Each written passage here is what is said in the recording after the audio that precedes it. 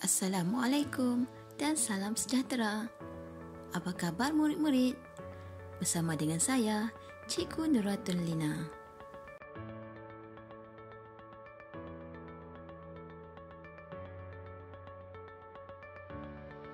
Cuba perhatikan video ini. Apakah yang dapat anda perhatikan? Ya, murid-murid. Tajuk kita pada hari ini ialah daya geseran.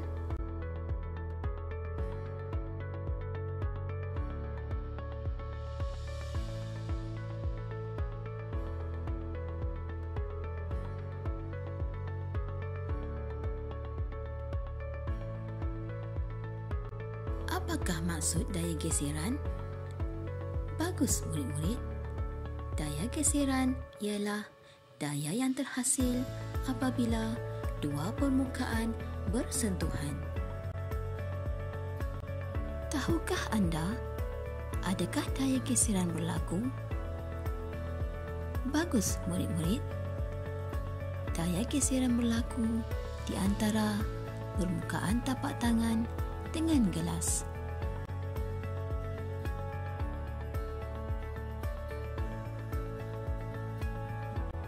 Apakah permukaan yang bersentuhan dalam gambar ini? Ya, murid-murid. Permukaan buah kerem bersentuhan dengan permukaan papan kerem.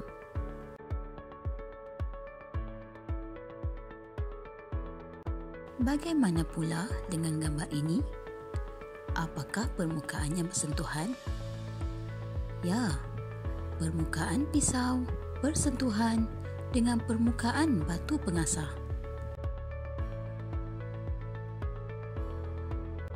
Adakah berlaku daya geseran dalam video ini? Bagus murid-murid.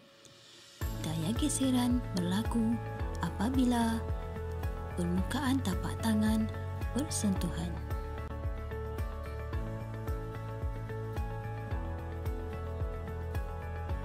Tahukah murid-murid, arah daya geseran menentang arah pergerakan objek.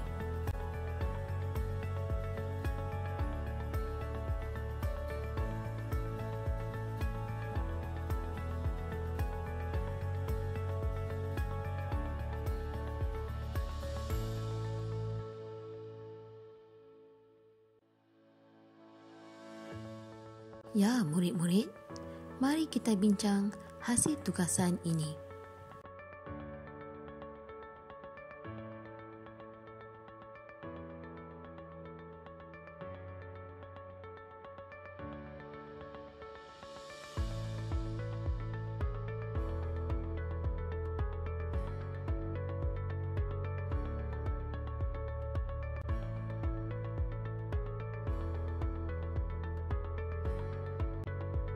Terdapat dua faktor yang mempengaruhi daya geseran.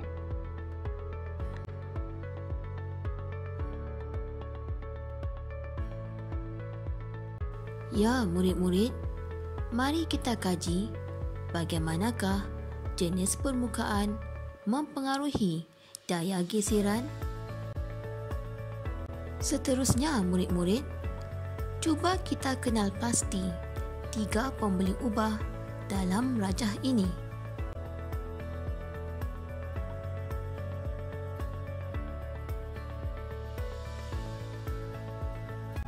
Bagus murid-murid. Tiga pembeli ubah yang dikenal pasti adalah seperti berikut. Ya, murid-murid, apakah pemerhatian bagi eksperimen ini?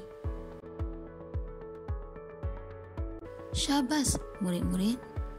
Pemerhatiannya ialah jarak yang dilalui oleh troli A lebih dekat berbanding troli B.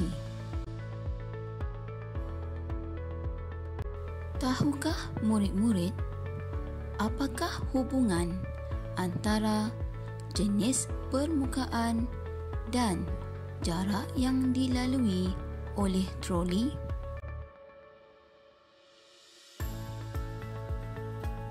Ya, murid-murid, Hubungannya ialah jika jenis permukaan rumput, maka jarak yang dilalui oleh troli paling dekat.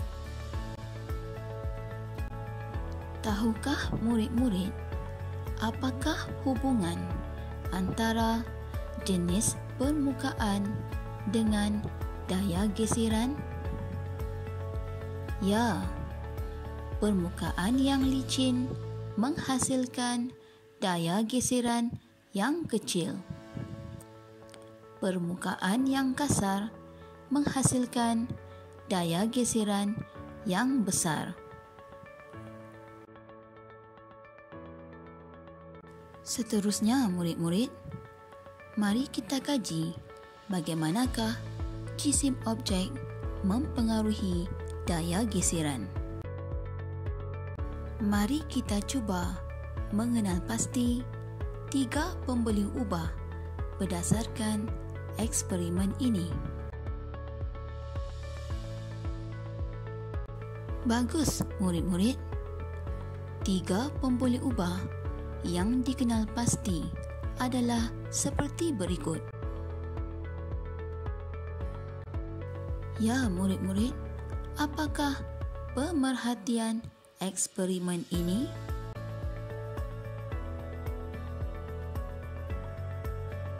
Syabas, murid-murid. Pemerhatiannya ialah jarak yang dilalui oleh troli P lebih dekat berbanding troli Q. Tahukah murid-murid apakah hubungan antara jisim objek dengan jarak yang dilalui oleh troli dalam eksperimen ini?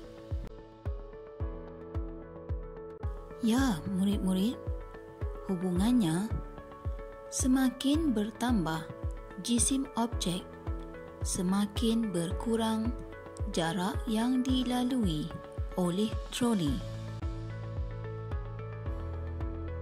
Adakah jisim objek mempengaruhi daya geseran? Ya, objek yang berat menghasilkan daya geseran yang kecil. Objek yang ringan menghasilkan daya geseran yang besar.